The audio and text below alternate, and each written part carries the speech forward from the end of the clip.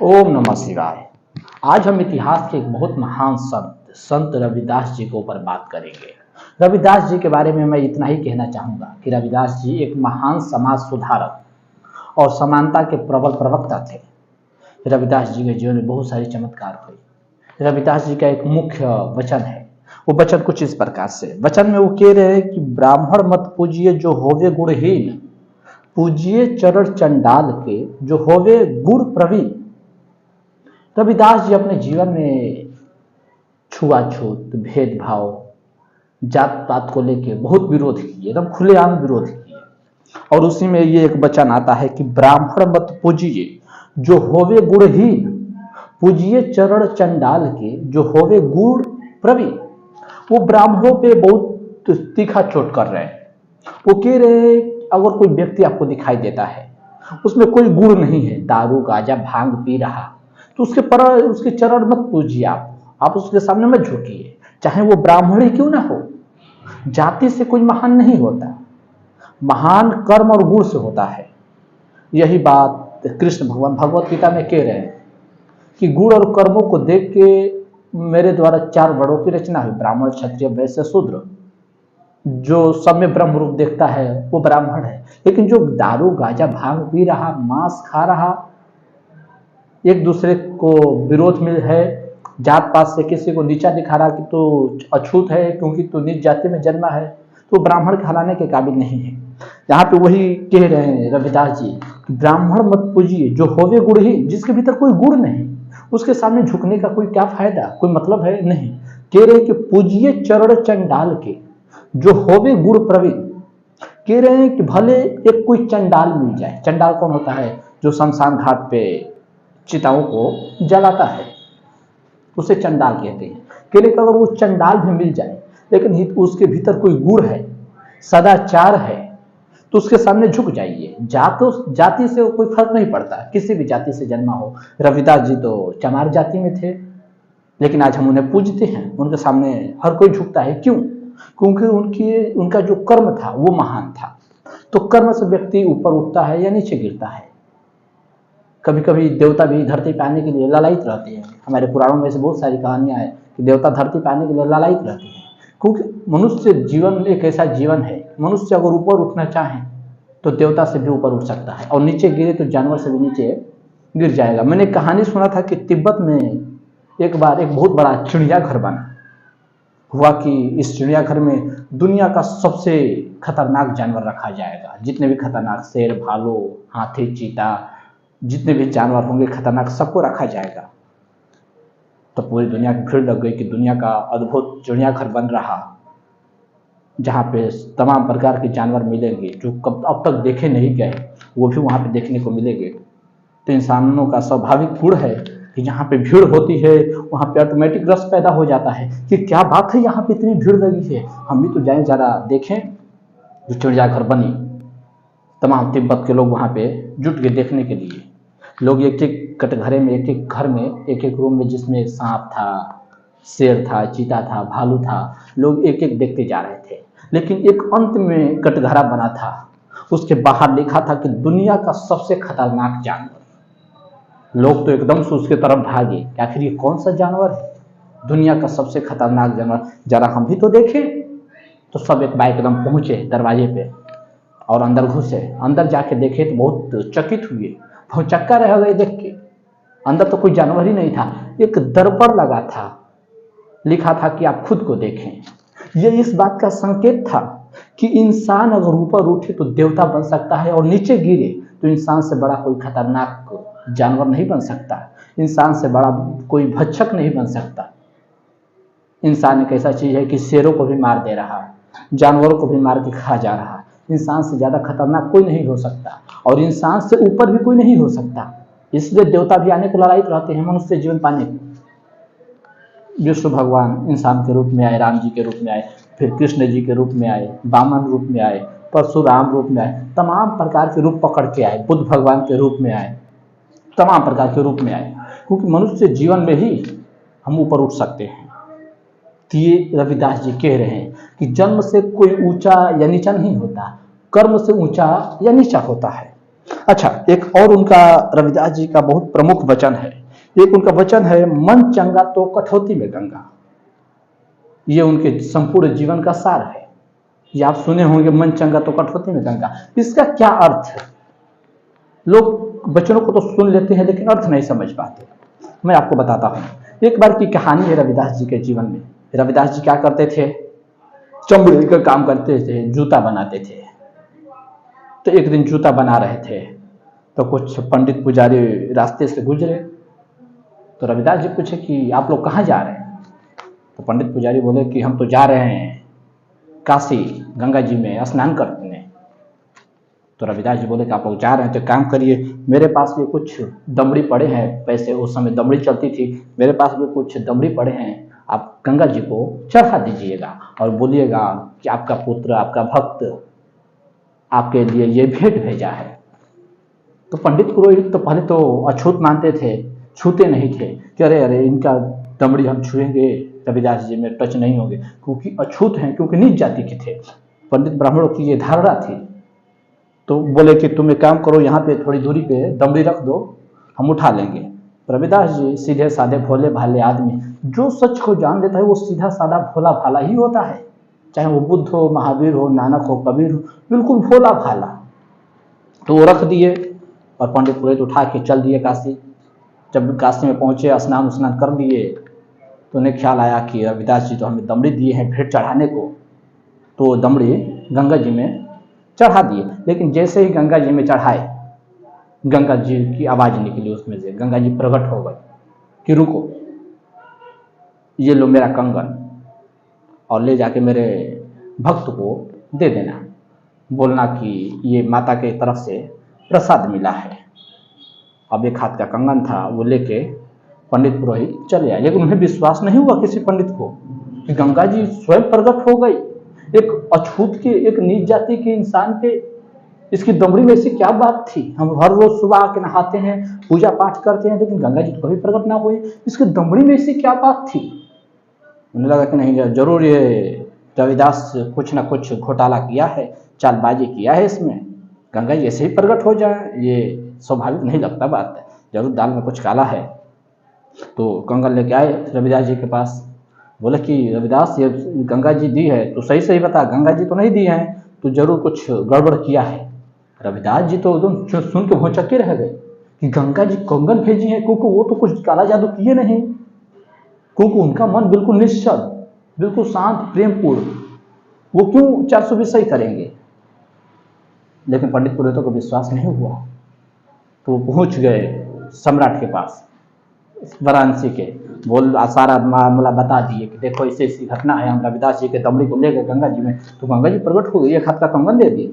ये हमें बात, अब सम्राट को भी ये बात सुनने में बहुत अजीब लगेगा कि देवी प्रकट हो गई, गंगा जी एक चमड़े कूटने वाले पे, चमड़े का काम कर रहा, जूता बना रहे, इसको गंगा जी खुश हो गए और एक कंगन दे दी।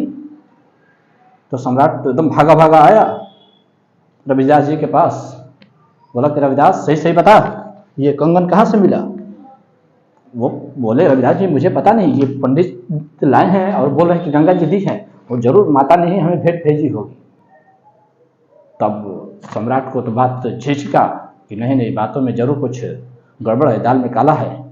अब सम्राट तलवार खींच लिया, बोला कि एक ही उपाय है, तो इस कंगन का दूसरा जोड़ा भी गंगा जी से मांग, तो ही हम विश्वास करेंगे, हम अपनी आंखों से देखेंगे तो ही विश्वास करेंगे कि गंगा जी तुझे दी है, नहीं तो बस आज तो तेरा सर कलम हम करके रहेंगे। अब सम्राट तो सम्राट, अब रविदास जी आफत में पड़ गए। फिर क्या, रविदास जी अब गंगा जी से गुहार करने लगे कि हे माँ, आज मेरी इज्जत बचा लीजिए। और अब काशी तो जा नहीं सकते, अब वो जहाँ पे बैठे हैं तो उनके पास क्या था, एक उसमें कह रहे हैं कि कठौती, मन चंगा तो कठौती में, एक कठौती थी उनके पास, कठौती में हाथ डाले और उसमें से कंगन निकल गया, उसमें कुछ नहीं था, गंगा जी उसमें प्रकट हो गई और वो दूसरा कंगन उसको रविदास जी को भेंट में दे दी। अब सम्राट के सामने की बात है कि एकदम बिल्कुल खाली है कठौती और उसमें कंगन पैदा हो गया, आवाज निकलने लगा गंगा जी का, सम्राट उमराट जितने पंडित थे बहुत चक्के रह गए, विश्वास हो गया, अंत में तो उनके चरणों में झुकना पड़ा। तो रविदास जी वही कहते हैं कि मन चंगा तो कठौती में गंगा, मन साफ होना चाहिए। परमात्मा आपके शास्त्रार्थ नहीं देखता, कितने किताबों को कंठस्थ कर लिए वो नहीं देखता, कि आप रोज गीता का पाठ करते हैं वो नहीं देखते, वो हृदय का भाव देखते हैं, हृदय की अभिव्यक्ति देखते हैं कि दिल में प्रेम है या नहीं, जानवरों के प्रति, हर व्यक्ति के प्रति करुणा है कि नहीं, समानता का भाव है कि नहीं, कि कोई पैसा वाला दिख गया तो उसके सामने वो झुक गए, कोई गरीब दिख गया तो जो दूर दूर दूर, ये फिर बात बनी नहीं। परमात्मा समभाव देखता है।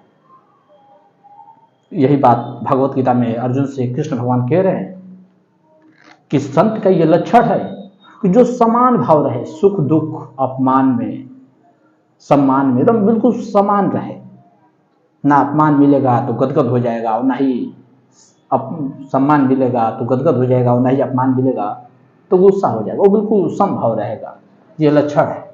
अच्छा, इसके बाद एक और बहुत वचन है प्रसिद्ध रविदास जी का, वो वचन क्या है? वचन में कह रहे हैं रविदास जी कि रविदास जन्म चमार घर, नित उठे कूटे चाम, अंतर लेखी लागी रहे, हाथ करम मुखना। इसका क्या अर्थ?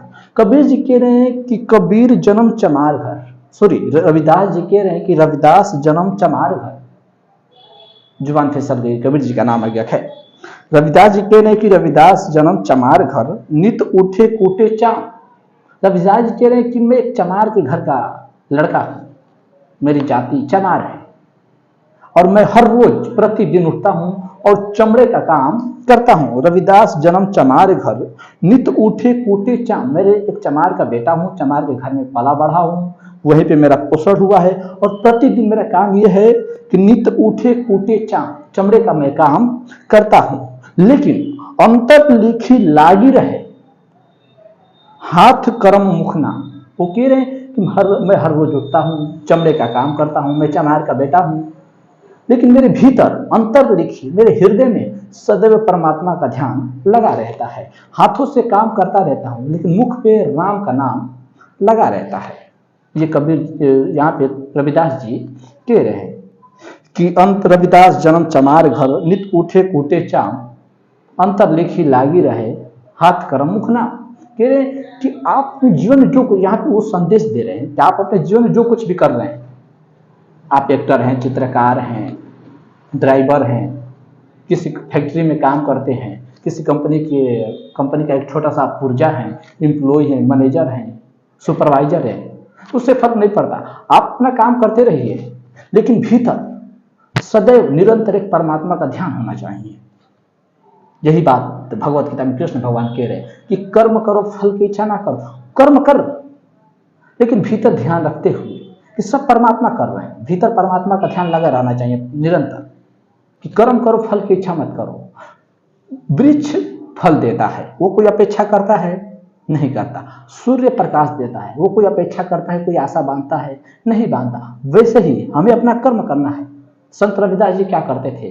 कुछ नहीं, बस अपना चमड़े का काम करते रहे, वो कुछ नहीं करते थे, बस परमात्मा खुश हो गए, क्योंकि भीतर कहीं पूजा पाठ करने नहीं जाते थे, कहीं मंदिर में नहीं जाते थे, क्योंकि मंदिर में जाने भी नहीं देते थे उस समय पंडित पुरोहित, कि तू तो नीच जाति का है, चमार कैसे जाएगा, अछूत है। वो कहीं नहीं देते थे, अपने चमड़े का काम करते थे और परमात्मा सहायक हो गया, आज उन्हें पूरी दुनिया जानती है। अच्छा, इसके अलावा रविदास जी का एक सपना था, ये सपना उनके संपूर्ण जीवन का केंद्र है।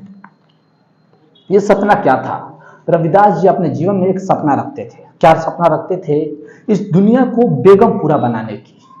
बेगमपुरा क्या है? बेगमपुरा पहली बात कोई भौगोलिक जगह नहीं है, कहीं आप ज्योग्राफी में भारत के नक्शे पे या विश्व के नक्शे पे, पृथ्वी के नक्शे पे कहीं खोजेंगे कि बेगमपुरा मिल जाए तो नहीं मिलेगा। हालांकि भले कई जगह पे ये नाम रख दिया गया हो कि ये जगह बेगमपुरा है, लेकिन जो रविदास जी का सपना है बेगमपुरा, वो बेगमपुरा कोई भौगोलिक जगह नहीं है, वो एक आदर्श दुनिया की सपना है।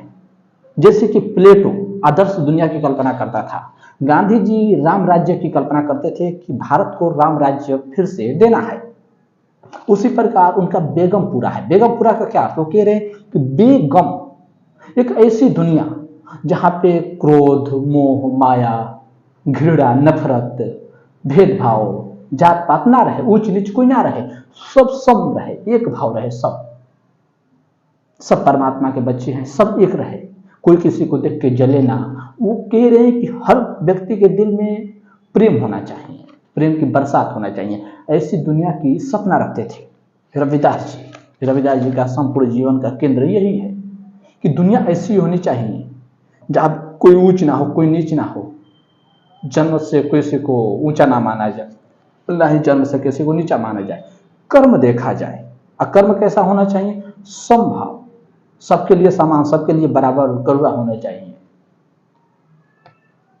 तो उम्मीद है कि आप समझ पाए होंगे रविदास जी के जीवन का सार। रविदास जी हमें यही सिखा रहे हैं कि अगर कोई व्यक्ति, चाहे वो ब्राह्मण ही हो, अगर उसके भीतर कोई गुण नहीं है तो उसको मत पूछिए, ये व्यर्थ की बात है। लेकिन अगर कोई चमार का बेटा दिख जाए, शूद्र दिख जाए, चाहे किसी भी जाति का हो, उसके भीतर एक प्रतिभा है, एक गुण है, उसका कर्म अच्छा है, सबको बराबर आदर देता है, उसके सामने झुक जाइए। अगर वो सदाचारी है, उसके भीतर प्रेम है, उसके सामने झुक जाइए। जन्म से कोई फर्क नहीं पड़ता, जाति से कोई फर्क नहीं पड़ता। तो रविदास जी अपने जीवन में ऊंच नीच, भेदभाव, जात पात का बहुत विरोध किए। ब्राह्मणों के खिलाफ तो बहुत, कि वो सीधा कहते थे कि शास्त्र पढ़ने से परमात्मा नहीं मिलता, परमात्मा के लिए तो हृदय में प्रेम होना चाहिए। तो उम्मीद है कि आप समझ पाए होंगे। आज के लिए इतना ही, फिर मिलते हैं एक और नई वीडियो के साथ। तब तक के लिए ओम नमः शिवाय।